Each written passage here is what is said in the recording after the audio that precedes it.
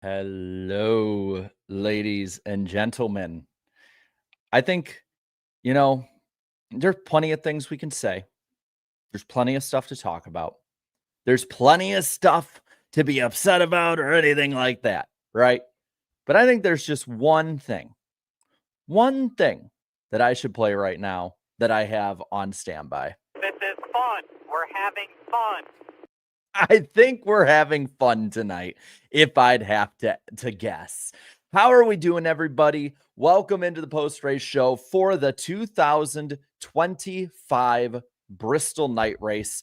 I'm sure that there are a lot of people who are all over the place about this. I'm sure drivers are all over the place, but I want to know, out of 10, rate it in the chat. What would you give this race out of 10? And while we do that, it's, I believe, his fourth win, right? So we should ring the bell. Like, that's 2. That's 3. That's 4. Christopher Bell with the victory today. And I'm looking at a lot of mostly positives for the most part. I got to say, I'm kind of happy too because, well, I got the winner right tonight. Nice. For the most part, a lot of people, I missed one. We're counting points race. We're counting points races. I know I missed the All-Star race, but I don't care about the All-Star race. I care about points races and races that actually matter.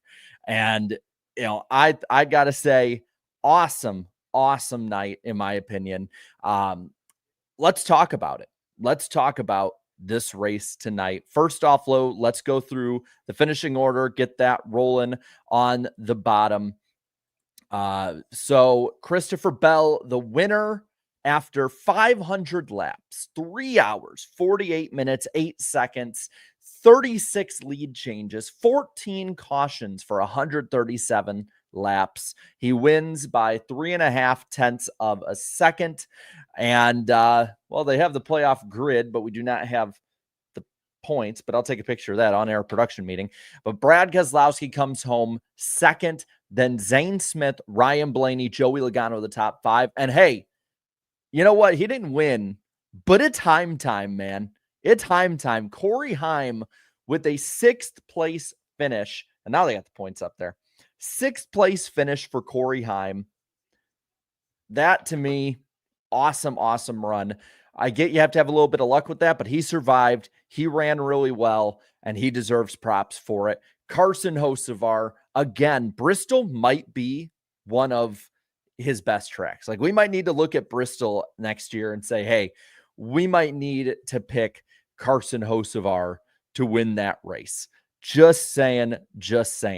After that, we got Alex Bowman, who just missed out in an 8th place finish tonight. Chase Briscoe 9th. Ty Gibbs 10th after leading 201 laps of this race. Led the most laps, looked destined to have a victory. And unfortunately, when it comes to Ty Gibbs, it all falls apart. It sucks for Gibbs fans, but I got to say, take a little solace in the fact that he did run really damn well. So there is that.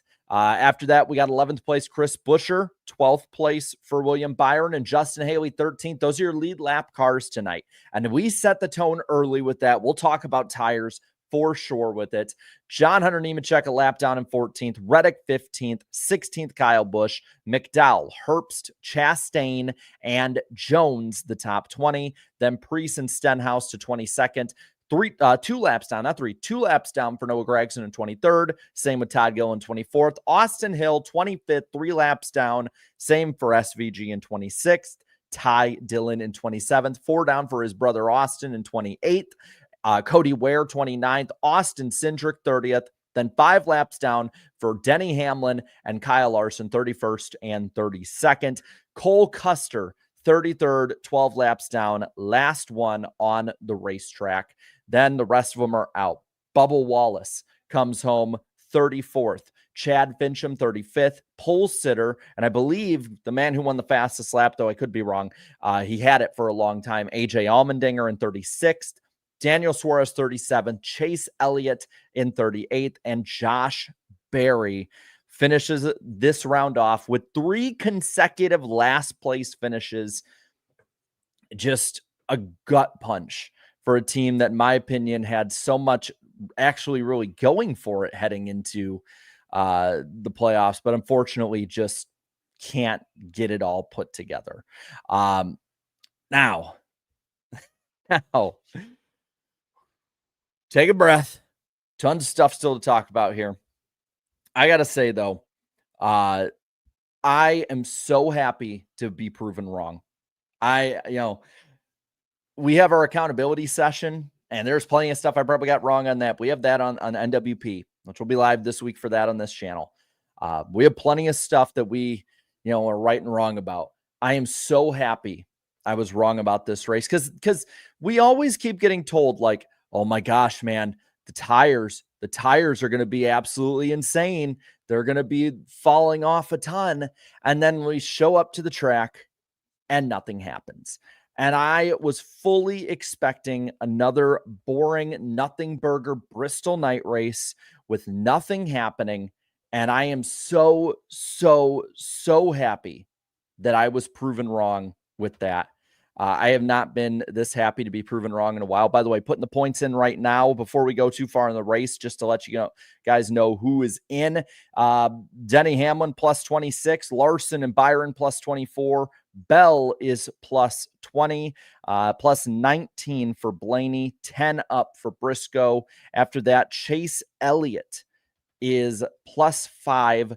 It barely squeaks in after just a really tough night and tough way to have the night end off. From there, then you have the last one in being Bubba Wallace, who had a bad end to this one, round and race, but still, generally, I would say a pretty good opening chase, I guess. He's plus 1 over Austin Cindric, who barely makes it in. Ross Chastain is minus 2. And we'll put these down on the bottom in a bit. Just let the finishing order roll. Joey Logano, also minus 2. He makes it in. And then Tyler Reddick is going to be caboose on the round of 12, minus 3. So it's going to be super close again. Telling you guys, a lot of stuff's going to be changing, but we can talk playoffs later, right? I'm seeing it in the chat, the jokes about, how low the viewership is for this race. Usually we talked about it a ton this week, about how it was probably going to be a disappointment and all of that. And I got to say, I feel bad to those that didn't watch for that reason or went and watched football instead, because I think this was, I don't know, I can't say it's the best race of the year. I don't think that, just because there's a lot of stuff I think that's still very luck factor in it. I still put the 600, I would say, above it. But I will say you probably missed the most entertaining race of the year, like far and away. Like this to me, tire wise, a little over. I get that.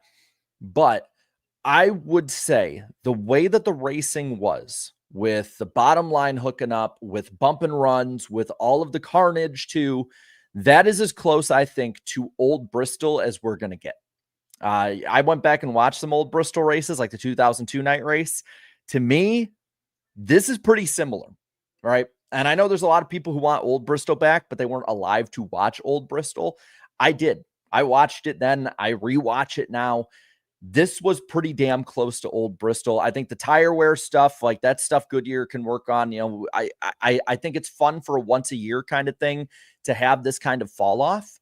I wouldn't want this every single week, and I think there needs to be more gradual fall off, but I will take this over the short track racing we've had. Beggars cannot be choosers right now. The short track racing, and especially if you watch the spring race or last year's night race, was atrocious. It was terrible. There was no tire wear, no comers and goers. Everyone just stuck in place. I will take what I can get. And to me, I thought it was actually still pretty fun. I thought the finish was fun. Brad Keselowski looking like vintage Brad out there.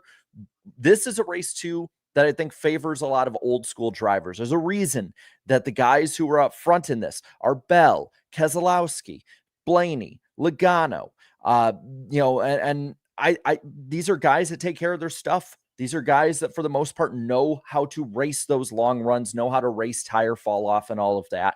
And it's no mistake why they're up there. I thought the runs from Hocevar and Ty Gibbs today were incredibly impressive. I think that they showed a lot of really, I thought they showed a lot tonight. I would say a lot of really good attributes.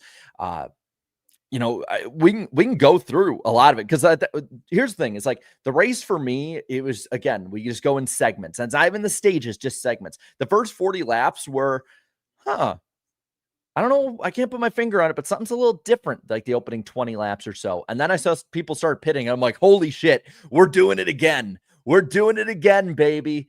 Let's do it, man. Let's have the tires fall off. I was starting to see like all of those marbles up at the top. And yeah, I won't forget about Zane Smith. I'm just saying, though, when it comes to those who are experienced up there, but I will say,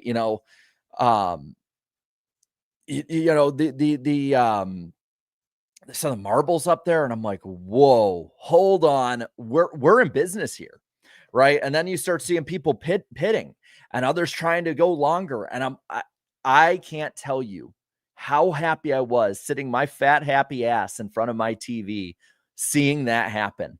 And I'm with you, Timothy Wolf. I am with you. Do this for Martinsville. Do it for Martinsville. I want this tire. I might be going to Martinsville. Found out this week. I might be going to Martinsville. If I am, I would want this over generally what we've had, especially the spring race, because Martinsville has at least had it where they're not, falling apart the way that it was and has at Bristol, right? I totally hope so. And I'm with Mark 63. I think Richmond needs a tire fall off race, more tire fall off. I'm totally for that too. I'm excited. Like I was expecting nothing out of this race, and instead I actually got some of the best entertainment I think I've gotten all year from NASCAR. Was it the best? Again, was it the best pure race? No, it was not. But was it still, in my opinion, pretty good and fun? Yeah, it was really fun. Short tracks are not dead. No, there's still hope. There's some hope. It might not be the way that we want it traditionally, but I'll take it right now, because it's not like it's every single race is like this. It's one race a year, maybe two races a year. Yeah, I can take it. I saw somebody ask me like, oh, you don't like the playoffs, but, for the chaos, but you like this. Well, there's a difference between one race and a whole season, right? This was how the Bristol night race was. It was the chaos race. Like it or not, Bristol was famous because of the chaos. There's a reason they showed people spinning each other out. There's a reason they showed Dale turning Labonte and battles of guys banging bumpers and Tony throwing the helmet and all of that. This is Bristol. This is what you come to expect. You want a traditional short track race? That's what Martinsville, that's what Richmond, that's what North Wilkesboro, that's what those are for. This is the chaos race. And I get it. Some people might not like this race. I'm sorry. This was old Bristol. To me, this was old Bristol, as close as you were going to get to it. So after that first bit, I'm like, okay, so here we're going. Barry catches fire, and I'm like, okay, well, it's time for the scheduled Josh Berry implosion for him to fall out. Not that we thought he would get anywhere anyway, but he made sure to put a stamp on it right at the end. Like, okay, just making sure. I'm not making a fart. Nope, I am not. And it was just a lot of these spins. Like Alex Bowman has a spin. Then after that, because by the way, plenty of notes, plenty of stuff happened. And you had short runs really throughout this race. It was just short run after short run for the most part until that last really long run towards the end. At the end of the first stage, Blaney just at the line gets Ty Gibbs for the stage. And at that point, Larson and Bubba are advanced in, which again, I get he didn't have the I get he didn't have the great finish tonight, but Bubba Wallace, I think, has had an incredibly great start to this playoffs. And I think that the rest of the tracks line up really well for him. So he's good. Even with the poor performance, Kyle Larson's good to go. So we go on to stage two. And this is where we're having, swapping of the lead between the 54 and the 23. Toyota definitely had it tonight. When you look at the laps led tonight, you had, 12 from the winner of Bell, who was up there in a lot of this race.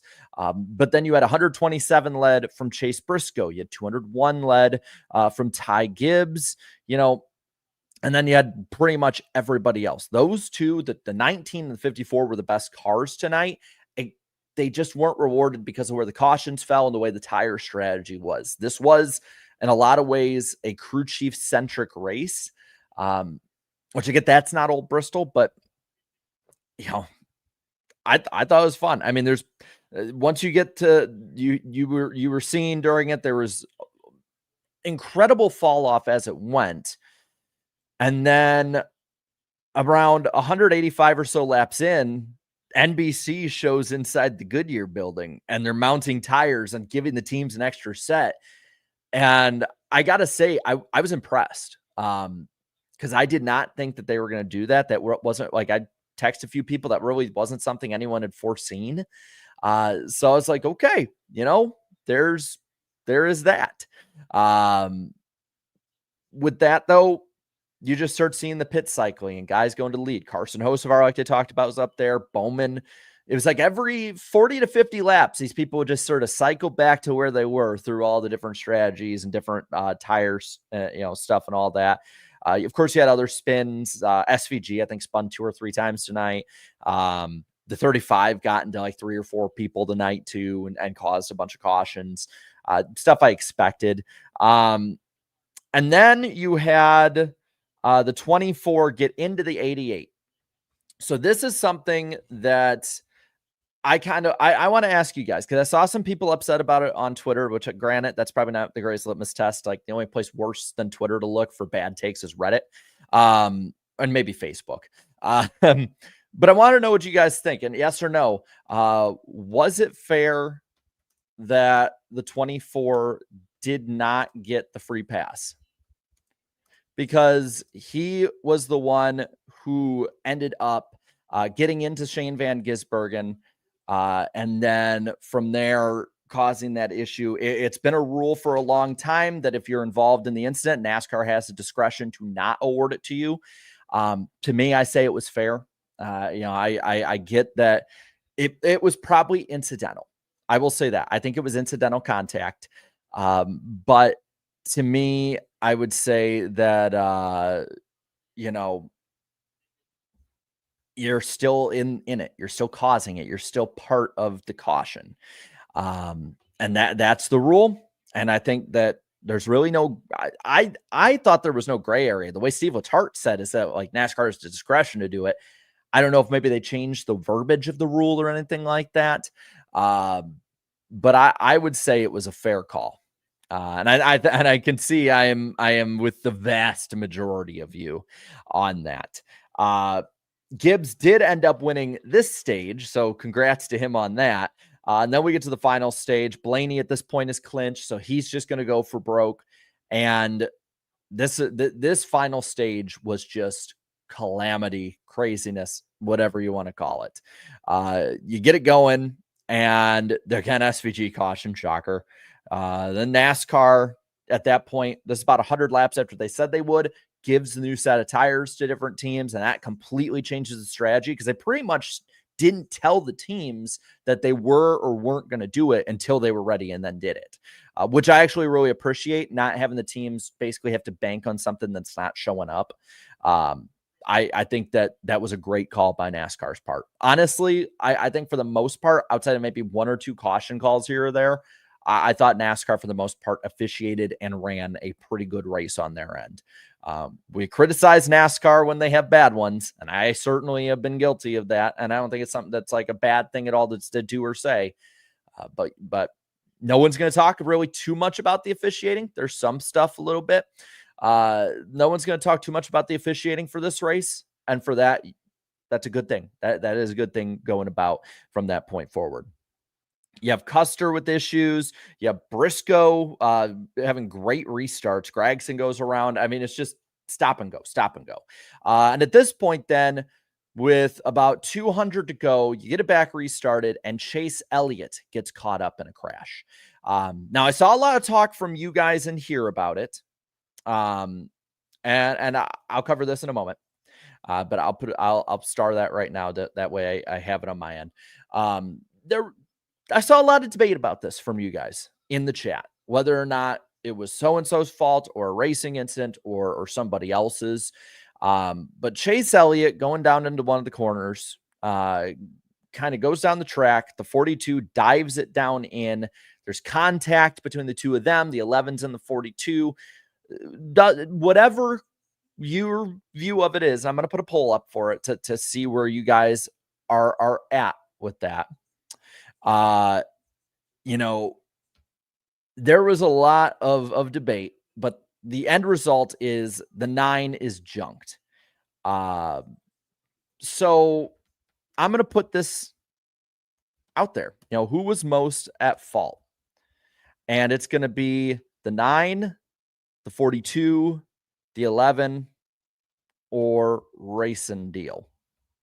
I know that there might be a little sway just because of different stuff, but I'm going to put that out there right now because I want to see where you guys are at, and then I'm going to say where I'm at with it, right? Because, okay, wow, that's actually way more than I thought for two of those options. I'm going to say I thought it was a Racing Deal, but I think I don't put any blame on the 11 because I think he made contact after the 42 and the 9 made contact. I really didn't see where Denny went wrong there. Where I will say is I think Chase was very aggressive going down, and I put that on the 9 because we saw it all night, people diving down in there, great runs, all of that. The 9 went down too late. And so on that part, I put that on Chase Elliott. The 42 dove down in. They showed, but when they finally showed it not in slow motion, it was pretty clear the speed difference of the 42 and the 9. So slightly on the 42 for diving it in there when the 9 was clearly going down. But I think it's Racing Deal, but I would put it more on the 9 than I would the 42 and definitely the 11. Of course, I'm seeing a lot of Elliott fans in there who are like, well, it's clearly the 11. It's always the 11. I don't think it was the 11 on this one. I think the 11 got caught up in some other stuff and was at fault, but not this one.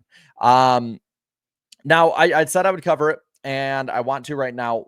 Why did the Fords get on fire? I don't know if it was something specifically with the Fords or if it was just, coincidental, but I noticed that too. It was like 2 or 3 of the Fords. I think it was the 21 at first, and then the 2 caught fire. He had that issue.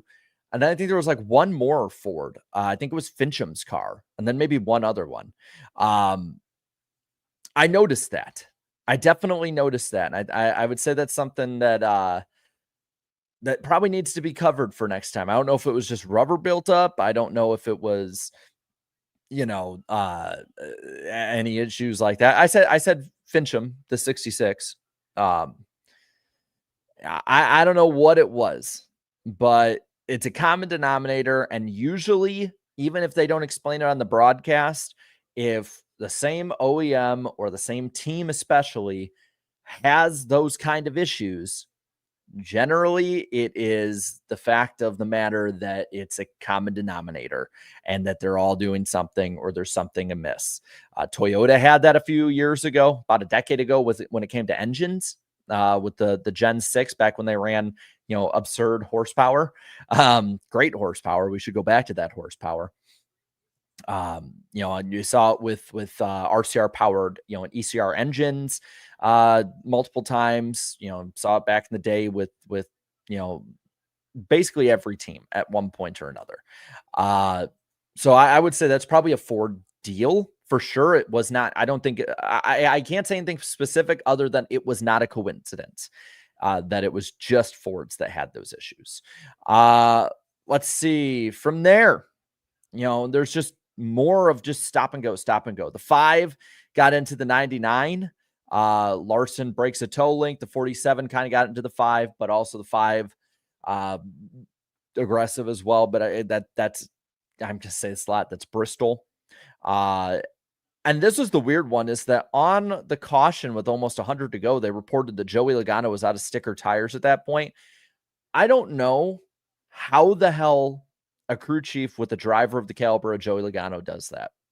I don't know. I don't know how because Joey Logano, like him, loathe him, hate him, middle ground, don't care of him. Joey Logano is a great, great driver. And there is no reason you can't have him save those tires unless it was like multiple incidents, but others had multiple incidents and didn't have those issues. So that genuinely surprised me that they were running into those issues, that early. I mean, not even at lap 400, just absolutely insane to me. But hey, you know what? I say that, and he managed to get a really damn good finish, a top 5 finish tonight. So, what the hell did I know, right? But it's just, again, more stop and go. And then we get a long run finally, right? We get pitting early in the run with about 72 to go. And then it's like Bell gets the lead. I'm just reading it off. Bell gets the lead. Gibbs gets the lead. Brad K gets the lead. Then there's a fire in Bubba's pit, and there's issues there and all that. Cindric has a fire, which at that point I thought was a complete gift to Alex Bowman. Like, man, how does that just fall into his lap right there? Like, you talk about golden horseshoes up someone's ass. Like, you're thinking in that moment, does Alex Bowman have a golden horseshoe up his ass? Turn the TV off since NASCAR's done. And they keep going. Oh, all good. And so they're just more of that shuffle of the lead. Hocevar is up there. Then Bad Brad is up there. Then the 48, and they're all pitting. And then finally with 12 to go, Bubba Wallace in the wall with the 41, causing a 4-lap shootout where there's just a huge split of the pits. You have some staying out like Hocevar and Bowman, and then you have others that pit like Bell and Brad and Corey Heim, which is insane to me that I'm talking about Corey Heim competing for a win in like one of his first 10 Cup starts, which, let's be honest, if you're in the top 10 at Bristol, with the way the tires are in this, with the way the restarts are, you're competing for a victory. You are. You are. And so Corey Heim, in my opinion, while on the outskirts of the battle, was still competing in that battle. They get it restarted, and with that, the top two are side by side. They were banging doors before they hit the restart zone. I knew when that happened, Christopher Bell being down on the bottom, being able to nudge the 38 was the perfect place to be. The 6 ends up following him through. Brad gives one last hurrah, one last charge, bops him in the bumper. Not enough, though. He hit him too square. I think if he had hit him on one of the corners and maybe a little harder with the hit, maybe he ends up moving Bell or getting him, out of shape enough to get by. But from there, the rest is history. And with that, Christopher Bell wins his 4th points race of the year, his first one since those 3 in a row that he won earlier this year. And with that as well, he extends my pick point lead, baby. Woo! Yeah, I love it. I love having bragging rights. I got to admit, I was slipping the last couple of weeks, but Bell, as well as Almirola, they did me a solid. And you know what? I think my pick finished like 2nd or 3rd or something, or in the pick points on Fridays or Thursday. So I feel good. Little. I'm gonna be honest. I thought it was an awesome race. What was it? A conventionally awesome race, a conventionally awesome short track race. Like I said before, no.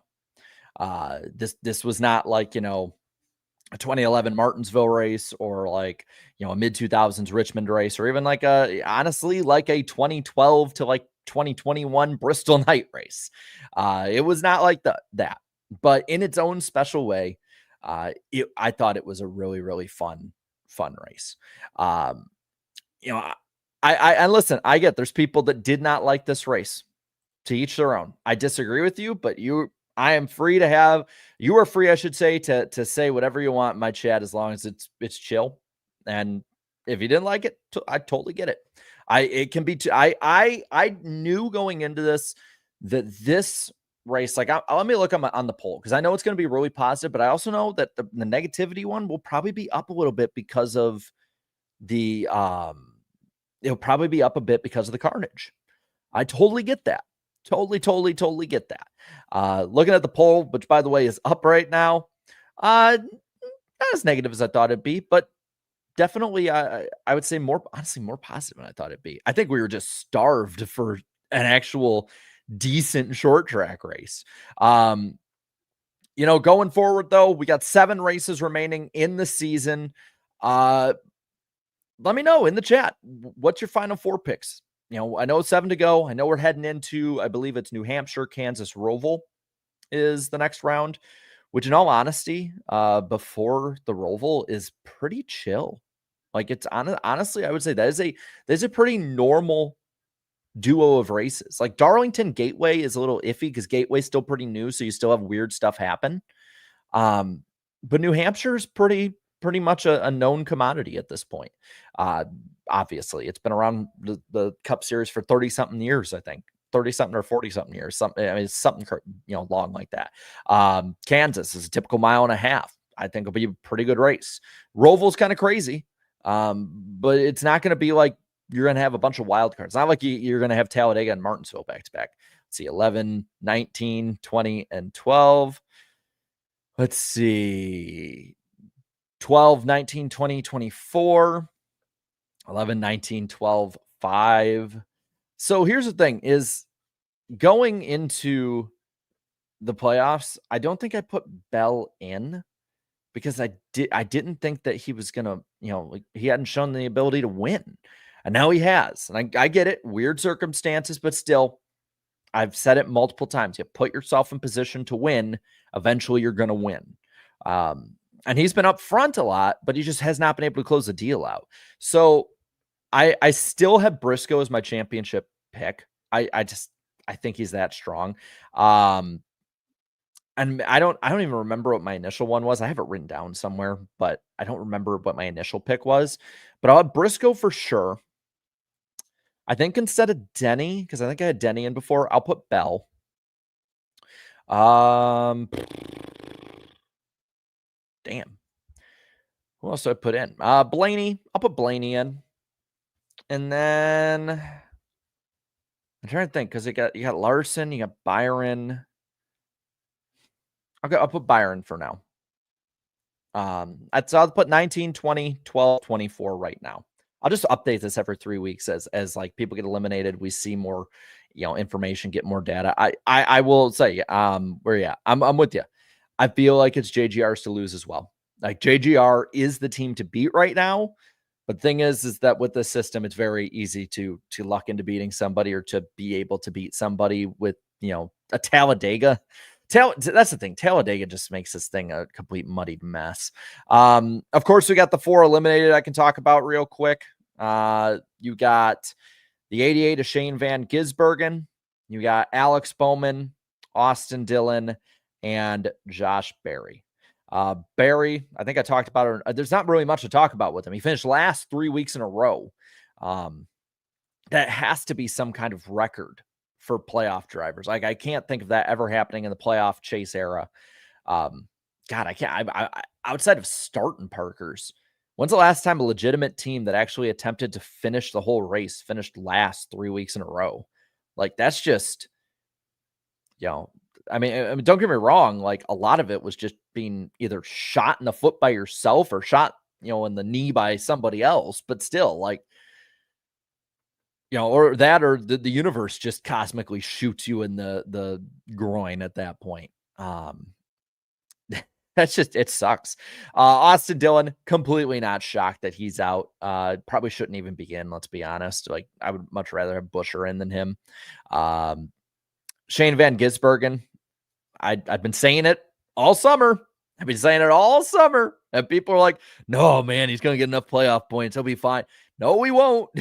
He's out. Not shocked at all. The only one I'm surprised by, and I get that people are going to be like, how are you surprised by this? But the only one I'm surprised by is, Alex Bowman has not had that much of a bad season as people think. It's just he's had bad season because of what the playoff points show it as. He's been like top 10 in points for much of the year. So I thought like, okay, like Alex Bowman will 15th his way through it, right? Like that's what I totally thought. I thought he would just 15th his way through the first round, maybe get a top 10, get some stage points. Just about everything went wrong for them, right? They had pit crew issues, got caught up in other people's messes. Just it very much fits I would say the byline of Alex Bowman at Hendrick Motorsports of just being frustrating. Everything about this first round for Alex Bowman was frustration to the max. And I got to say this, I know it's not all his fault. And I will say it's not all his fault. It's not all even the crew and crew chief's fault. You can put majority on whichever you want. But you have to put it like this too. And you have to think of it like this. I don't care who it is driving that car. It is a Hendrick Motorsports car. And if you get eliminated in the first round in this system, with all of these schmucks that you're racing against that probably shouldn't be in racing against you, there needs to be a conversation about either what needs to get fixed or what needs to be booted out, right? I don't care if it's Alex Bowman. I don't care if it's Chase Elliott or William Byron or Kyle Larson or back in the day, Jimmy, Jeff, and Dale. Like, if you're missing that first round, if you're missing the chase, stuff needs to get changed. Whether that's a crew chief, whether that's pit crews, whether that's the driver, whether that's swapping stuff around, stuff has to change. Like that's inexcusable for Hendrick Motorsports. Honestly, it's inexcusable for Hendrick Motorsports, Team Penske, and Joe Gibbs Racing. Those three teams, you should make it at minimum to the second round. You have the best equipment in the sport. You have the best equipment for your OEM. This season, I don't care about what his history has been or any of that. This season, in my opinion, has been a complete failure on the part of the 48 team.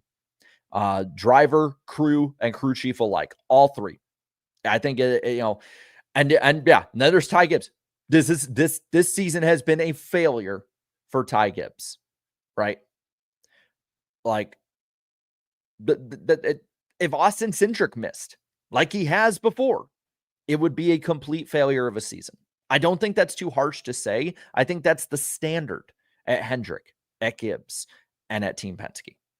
Like other places, pretty much any other team, yeah, you can have that stuff be kind of, that can be acceptable under circumstances. Not for Hendrick Motorsports. And hey, I had lofty expectations for Alex Bowman this year. I thought that now that, everything is hooked up and ready to go, and there's no big lingering injury at this point, the team is set up to have speed. They had speed early in the year. I was like, that's why I was, guns a-blazing, being like, Alex Bowman should make it to the round of 12 at minimum. Round of 8 should be the expectation. And they failed. There's no other way to say it. It is a failure of a season. And anything otherwise said about it is making excuses, whether it be fans or whether it be competitors, whatever it might be, media, whatever. Ty Gibbs, Alex Bowman, F for the expectation. You should be better than this. I get it's harsh, and I get it feels like I'm dogpiling on someone. I want Alex Bowman and Ty Gibbs to do well. But I put them both in the same bin. Like, I'm sorry, I put them both in the same bin at this point. You should both be better than either, we can have a win to finish off the year at Bristol for Ty Gibbs, or oh my gosh, we're clinging on barely at the end at Bristol for Alex Bowman. There's no excuses. No excuses on their part. And I'm betting you they put themselves at the same standards. But those are the 4 that are out. We reset it again. Nothing from this round really matters. Other than, the few wins. Joe Gibbs Racing gets the lockout, I believe, because you got Briscoe, Denny, and Bell. That makes it so much worse for Ty Gibbs. Holy shit, man. You're sitting there like puttering around in 20th all year, have one good week, and like all 3 of your teammates not only made it that far, but all of them won opening the start of this out. And on top of that, Reddick made it past, and Bubba Wallace has shown the speed that he should be competing up there with those 3 and Tyler Reddick. Like, that is just an embarrassment. Is it like the monster curse? The 35 and the 54 have monster on their car more, and it like curses them or something. Like, What is the deal, man? But hey, is what it is. Is what it is, man. That Bristol night race, this is what it should do. It should get us talking, whether it be about, macro or micro. It should get us talking. And you know what? That has definitely been the case with this race. Let's go to, there are a lot of them, the Super Chat cool down lap this week. Holy Jesus, you guys are enthusiastic. Joshua Boston, you left a lot of them early and often. Let's see. $35 worth for these three, saying, after tonight, I'm now convinced that this disaster of a race tops the 2008 Brickyard fiasco. No, it doesn't. Sorry, I'm shutting that down now. No, it doesn't. This is nowhere near that. You said the worst part is that fans of NASCAR love it. A one-off. Yeah, for sure, a one-off. But this is not like they had to throw competition cautions every 20 laps because it was a problem. No, I'm not with you on that one. Let's see. How about this as a solution then? 900 horsepower in the cars and the usual Bristol compound definitely would be a major improvement. I'd be okay with that. I'd be okay with that. And then says, alternatively, we use the Gen 6 for tracks less than a mile and a half and road courses, the COT for super speedways, and the next gen for Michigan and intermediates. I mean, if that were ever possible, I'd be okay with it. Outside of, I would use the Gen 6 aero package we had from 2019 to 2021. That, with the tapered spacer instead of the restrictor plate, I'd totally use that. Totally would use that, would be for that as it. But if that were ever feasible, I would be all on your team. Jeffrey King just left a emoji, which, yeah, I'm pretty, suffice to say that that's what a lot of us were doing. Elijah says won't be around post race, as I was watching the OSU Ohio game, watching race now. 9:37 was the final, but your team put up a heck of a fight. It was 9:13 at one point in the third quarter. I'm glad your team put up a fight. God damn, man, y'all left a lot of them before we even got started. Joshua with another one, man, this is getting exciting now. Maybe I was a bit harsh at first because this is definitely increasing my rating. And you had a 1 before, now a 7. Jeffrey King says Elliot made it, really happy. Timothy Wolf with the 29-month member chat says fire Herbst. I think there's a lot of people that probably get behind that if they realized he was still in the 2311 car, because I feel like everyone forgets that. Mitchell with the 5 says that was old school Bristol, baby. Such a fun last half stage. Hopefully more. Like, I think, how far are we in this? I want to make sure we're not too far so I don't skip a bunch of people. Sorry. It resets and YouTube is stupid with it. Hopefully more to come. Also, Heim time top 10. Yeah. Heim's good, man. I hope he has a 2311 seat over, the money seat. Thomas here saying this was like a super speedway race, but instead of a limited engine, it was tires. Many lead changes and strategies being played. Congrats, Seatbelt. Yeah, Steve Letarte compared it to that, and I think it was actually a good comparison. I think it was a pretty good comparison. Garabuki with the 5 saying Zane single-handedly ruined the chance for an interesting winner, including himself. Kind of bum, no Carson win. Racing was good, though. Bittersweet. Yeah, but I think also the 20 got into him, too, so I think there's like that, you have to add that part into it as well. Joshua says final rating 8 out of 10 really changed my mind. Hey, you know what? That's why we are all cool with people changing their minds and when new information's available. SW says this race is shredding, wrecking, and burning. That is a really, really good description of this race. We might need to figure out how this week on NWP on this channel, this Wednesday, 8 p.m. Eastern time, how we can incorporate that into the title, because that's actually a really good one. Scott McNew says, wow, I think all of us are happily surprised about tonight. What a race. Yeah, we love our happy little accidents, right? But now we know it's that specific temperature, which it was similar to that spring race. It's a specific temperature it needs to be, and we're just at the mercy of the weather, which is kind of sad and funny at the same time to say. Andrew says, if the JGR cars, 11, 19, and 20, survive Dega, they will be racing for a championship. Go Denny. Yeah, I can see all 3 of them winning this thing. I don't see, outside of the Talladega wreck, I don't see any argument why, outside of just like craziness of like an engine blowing up or getting caught up in someone else's wreck. I think those three are the ones to beat. I would put Ryan Blaney speed wise with them. And then the Hendrick guys, the 5 and the 24, I think are close. But from like those three are the ones that I'm like, one of those three more than likely is going to be hoisting up the trophy. Evergreen saying, great to see Corey Heim run so well. Hopefully one day 2311 will get a third charter so he can race Sundays every week with the other two 2311 carts. I like the tongue-in-cheek joking with that. That is really good. I like the sarcasm. I very much appreciate it. It's hard. To me, it's very hard to incorporate sarcasm into a chat online. So to do it very well where it's immediately recognized, awesome. Absolutely love it. Justin Drake says, Grandpa, did you see it? I won. Joe Gibbs, no, you dumb F. You won a stage. Why can't you be like your other teammates and win a damn race, you Nepo baby? I got to say, every week, though, no matter what he does, I'm glad it gives Michael Marutz more stuff to make, a great short out of. And it's going to be the same way this week. Scott McNew with the easy 10 out of 10. Yeah, I can totally. I'm like Hemming and Han right now. I don't know if I want to go all the way to 10 or if I want to be at 9, but I'm like, if this is the debate we're having after some of the races this year, that's good by me, man.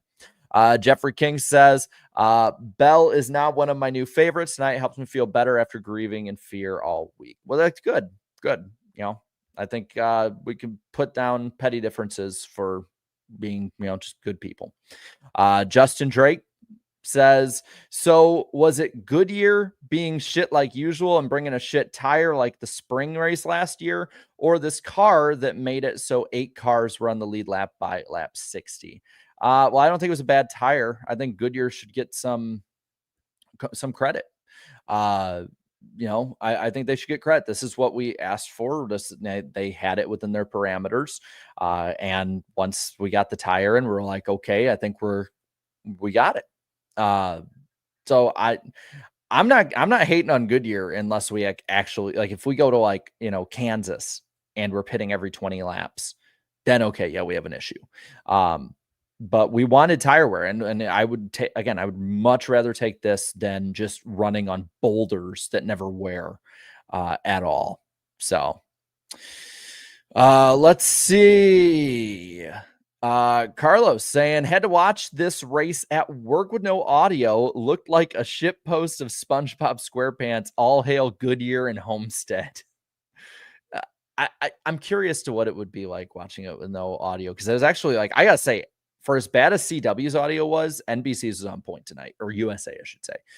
Like when Hamlin had the tire fly off, you could hear that metal grinding on the racetrack. That was top tier. Absolutely liked it. Now, I agree. As a Napa Racing fan that didn't like Jeff Burton. I've never been a Jeff Burton guy with him in the booth.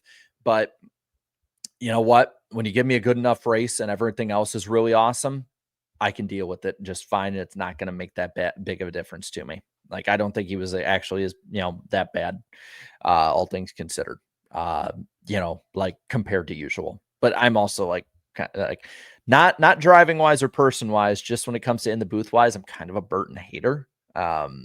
So take that as you will. My bar is low. Steven says, this tire at Richmond and Martinsville, please. Yeah, I'm down. Like, tell me when. Yeah, tell me when, man. Let's see. Lord Tebow says, tough loss for Notre Dame. Oh, shocker. They lost again. I'm a Notre Dame fan, and I didn't even bother to watch the game. And even if they were good, I wouldn't have bothered to, because I love this race. Like, it doesn't make that big a difference to me. But I'm not the biggest college football guy. Kind of scared as a Blaney fan. JGR looks good, but I believe in the 12 team. So here's the thing.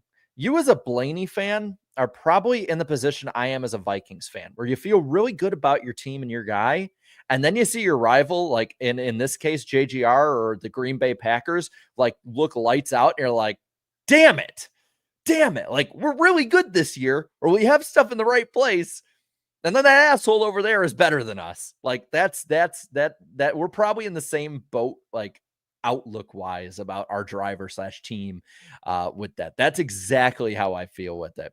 And all you Packer fans out there, you can at least note that I am a pretty fair Vikings fan, that I've just admitted that your team is better than mine. I hate saying it, but your team's better than mine right now. At least at this point. Things can change, but that's exactly probably how Lord Tebow feels about Blaney with the JGR cars. Blaney is really damn good. He's really freaking fast. That JGR team's just better than the 12 and the Penske team right now. Then there's no denying it. They're the best team in NASCAR right now, outside of Ty Gibbs. God, I probably sound like such an asshole when I talk about him. Below the Apron says, I'm not joining the Denny Hamlin bandwagon with the wheels falling off. Very, very good. I like that. And I absolutely, as long as you keep that profile pic, I am going to comment on it just about every week. Let's see. Bake the Snake says, I swear to God, the racing gods have it out for RFK and their fans this season. Watching BK be so close brought another round of pain. Yeah, as a Dale Jr. fan, I feel that one. But that team is building. And Rome wasn't built in a day. This team is not going to be a top tier team in 1, 3, 5 years, whatever. I can't remember how. I think it's been like 4 years now that Brad's been there. Like it's going to take time. It's going to take time for them to be a top tier team again. But they're showing more and more speed these last couple of years. It's inching up slowly but surely.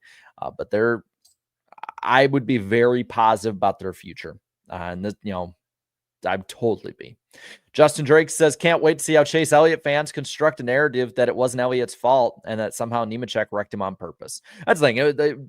Even if Nemechek in the 42, you put blame on him, like it was not intentional at all either. Again, I think it was more of a racing deal, but I put more of the blame on the 9 personally.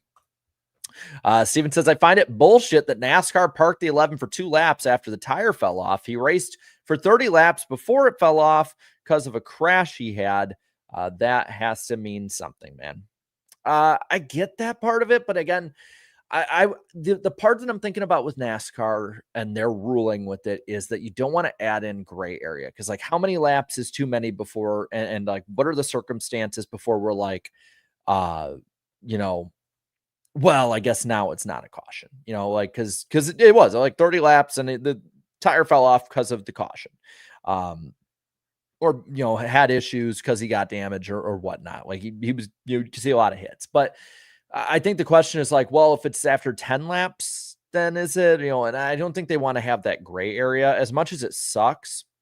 I don't want to add more gray area and more ball and strike calls that we don't have to have on NASCAR's part, because they've shown to have a really, really bad ability of doing that. And then we start talking about favoritism and other problems like that. So I think it's a small price to pay, all things considered.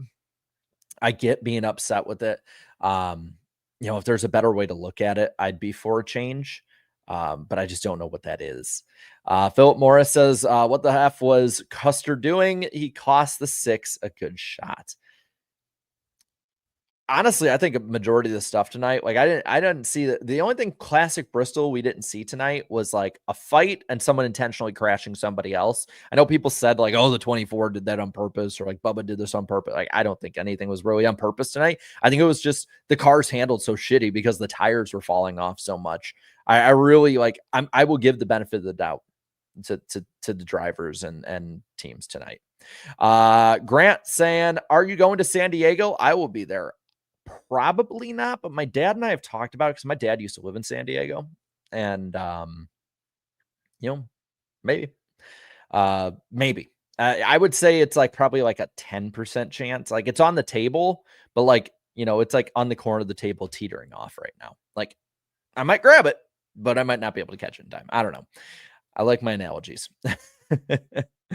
Wyatt saying, fans complaining about too many cautions are just insufferable at this point. I'm sorry. The fan base has been asking for this, and Goodyear delivered. Yeah, I mean, I'm usually someone that's not like if we had like 14 cautions at like Kansas or Michigan or what's another one? Like honestly, Richmond at this rate. Like I'd be like, okay, like too many. Like there's times that 14, I think it was tonight. 14, like it's too many. I totally get that part. And I'll be honest, I get people that aren't for it, even if I disagree with them on it. But it is what we've been asking for, and it's way better than what we've had. I will take it. And if we can have it more gradual, totally for that. I think if Goodyear can get it the way that it fell off tonight, but more gradual over like a 70 or 80 lap run at Bristol, or even 100, like I think that would be perfect. Right. I think that would be absolutely perfect. And I hope they can get that at short tracks, but I'm not going to complain. I complain a lot, and people talk about me complaining a lot, and probably rightfully so. I'm not going to complain on this one. I'm with you on this one. Let's see. Los Ferrari saying, I'm sad Bowman got knocked out, but Bell did it for Charlie, so I'm happy. Hell yeah. Hey, whatever brings people together, whether it's that or some of the other tragedies have happened lately, sports brings people together. That's one of the best parts of sports, is that the best part of sports is it brings people together. Steven says Zane Smith versus Hocevar going to be a good rivalry. Oh yeah. I think at some point that they're going to have some really fun moments on track more. Let's see. Justin saying something happened to my speaker that I was unable to listen to the commentary, just hearing the cars, and man, it was so much better, made the race more entertaining. How do I get that? I'm kidding, because I actually really like Lee Diffie. I might not be the biggest fan of Burton and Letarte. Honestly, I've had too much Letarte this year. Too much Steve Letarte. I've had to listen to Steve Letarte in his nasally voice since the 600. He's great at analyzing stuff, but I've just had to hear it too much. Beast of Metal, good to see you, man. Perp Rock Beards, Twitter, or X. Barry will become the first driver to post 3 straight lasts since Preece in July of 2020, Indy, Kentucky, and Texas, and the 5th overall, unless something is found in post-race. Damn, I asked and you delivered, man. Thanks. Like I asked, like that has to be like a record or very rare. Yeah, that you delivered. Thank you. Awesome. I appreciate it. Fred Dog saying, Alexa, play Light My Right Front Tire on Fire by The Doors, if I can read. That might have been the most lit rotors I have seen at the same time during a race. Yeah, I mean, it was when it wasn't even like a huge fire. Like those were like a few of the Fords for sure that had the bigger fires on it. But like there were others that did have like small little fires in there. And I'm like, damn, man, it's gotta be that rubber. Like, I think that has to definitely be it. Now, what is it that those Fords were doing differently that it got that out of hand so much? Immortal says, if you're an Alex Bowman fan, you should be proud of him like I am. That performance was almost amazing. It was a great performance tonight. And when I say that, like, it's been a disappointment, tonight was not a disappointment. It's the fact that he was in that position that's the disappointment to me. I'm not mad, just disappointed. Bobby Blair says, I was a tire technician for 2 years. I love the behind the scenes stuff NBC showed us in the Goodyear camp, showing them constantly changing and mounting tires. That's the first time I saw like people actually mounting tires like that. Like, I thought it was the coolest freaking thing. When I was like, I think I was like a young teenager, the first time I saw like people doing that, like a lot in the shop. And I think it was one of the coolest damn things. So like seeing that on a NASCAR broadcast, I'm with you. And I didn't even have that experience that you did. I thought that was awesome too. And I want more of that. Like, show me more of that during some of those boring ass races, like stuff that they're doing behind the scenes that you don't normally hear about. Justin Drake says, Jeff Burton sounded like the SpongeBob meme. Look it up when after the third replay showing contact with AJ Allmendinger slamming Denny Hamlin, he goes, is there contact? Oh, God, I know what you're talking about, and you're kind of right. Fred Dog with the 10 says, I wanted Bowman to advance, but watching Cindric's points drop one by one as the fire was burning made my heart drop. Glad he made it. Cindric ran good and didn't deserve to get eliminated that way. Definitely had a better season, but I I want to see more from him. Palm Tree saying Denny using Law and Order for the walkout song was peak comedy. Denny's got a good sense of humor, man. Like, he knows how to play the game. I'm going to adjust this just a little bit. That way I'm not going too much behind these. Jeffrey King says 9:42 and 11 were all innocent. No one meant it. Oh, yeah, innocent with intent for sure. Definitely. Bobby Blair saying Denny walking out to Law and Order theme was peak trolling. Hilarious. I think we're all on the same page. I said that was number one. I know everyone's like Goofy Goober was. I think that was a good second. That was great. That was complete and amazing awareness. Steven saying it's time for Hendrick to switch things up. Cliff Daniels, Blake Harris, and Alan Gustafson need to be switched around. Hendrick seems stagnant. That I'll say that might be an option that's used. I don't know. It would seem crazy because honestly, like moving Letarte from Gordon, while it wasn't the greatest performance in 2010, didn't really make sense to me until I saw how the team performed in the entire Hendricks team performed in 2011, 12, 13, 14. Maybe it might work. I'll tell you what, if it's needed, Rick Hendrick will do it. The guy knows how to win. Like he is a born winner. Let's see. Estian says Bristol was a great race. The high tire degradation and fires on the right side of the cars added to the drama, which was a lot of fun to watch. Yeah, with you on that one. Morgan says, guys, to be honest, I was hoping for a Ty Gibbs win. I thought it'd be pretty cool too. Him or Hocevar. I know they're very polarizing. I would be totally for that though. Stephen Gibson says Bowman's got to be mad that his team did great on the 77. Well, probably lit a fire under their asses. No pun intended. Jeffrey King says, I am not completely concerned for HMS yet. We probably watch it more in depth than a lot of us do. Based by your profile pic. I'm a little concerned when it comes to actually competing this year. I'm a little concerned. You finally, most of y'all in the chat finally wore me down. Justin Drake says Alex Bowman just passed Haley for hottest seat in NASCAR. He's in Hendrick equipment and he never was in the top 12 at all in this round. Ty Gibbs would be too, but Grandpa will keep him there as long as that bozo wants to. I disagree. I think Justin Haley's still the hottest seat. I think Alex Bowman has all of next year to prove that he belongs in that seat still. Whereas Haley doesn't. Haley has 7 races. So I still have it on Haley. I do think there's a hot seat in the 48 until otherwise stated. And not like, we have full confidence with Alex and we'll support him kind of thing, but more like unless there's another extension or a contract put out, I think there's a hot seat in the 48. Let's see. Fred Dog says, do you have any confidence in Hendrick Motorsports making the final 4? 9 is bad this past month. 5 could wreck himself out, and 24 feels mad lately and nowhere to be found. I think one of them probably still can, but I could totally see them all missing. I could. Derek says Josh Berry has been doing his best 2024 Harrison Burton impressions the last 3 weeks. Yes, he has. Austin left a couple here, says it's been a tough week. I watched my Ole Miss Rebels and they tried to kill me, but we won, so I missed the race. Big shout out to Bell for dedicating the win to Charlie Kirk. He has a new fan in me. And said, thank you, Jarrett, for all you do. You give great content. Thanks for helping shepherd the sport I love. It's been a tough week. God bless you, my friend. Well, thank you. I appreciate it. I'm going to get all of yours at the same time. That way I'm not like stopping and going and missing things. He said also shout out to the 9. At least we made it. No, it's been a tough week in general. It's been a tough couple weeks and months, with all the other stuff going on.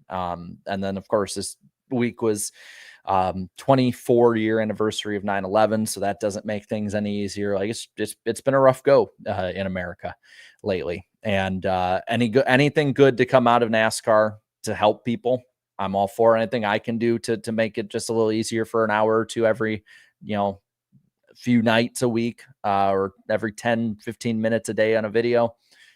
I'm totally for. I want to make life a little easier for people for at least the short time that you're here with me.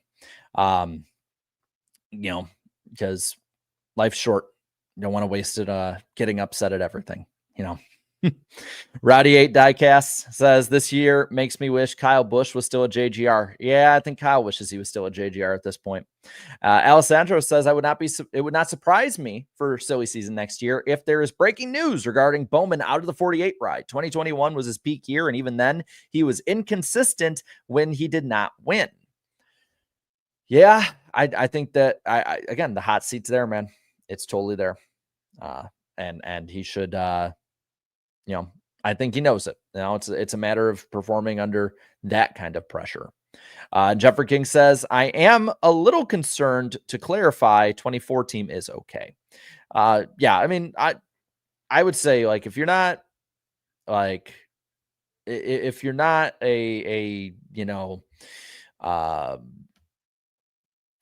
little concerned about Hendrick, I think you're either a homer or not watching. You got to be a little concerned at this point, or at least for competing for the championship. Like, they're going to always be a top 10 team, but I think mine and Rick Hendricks and Jeff Gordon's and everybody at Hendrick Motorsports, their expectation is that, we or they compete for championships every single year. Same thing with JGR, same thing with Team Penske. So, but I think that'll do it. So thank you guys for coming out. I appreciate you guys hanging out late on your Saturday night into Sunday morning. It's almost midnight where I'm at. And hey, let's not start a bunch of bullshit in the chat. Like, mods, you have full freedom to clean shit up when people are being just a little overboard with it. Let's all have a good Sunday. No racing tomorrow. Enjoy your Sunday. Enjoy what's left of your Saturday night or Sunday morning.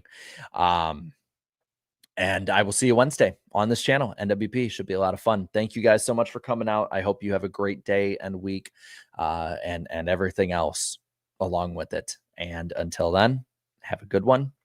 Love y'all.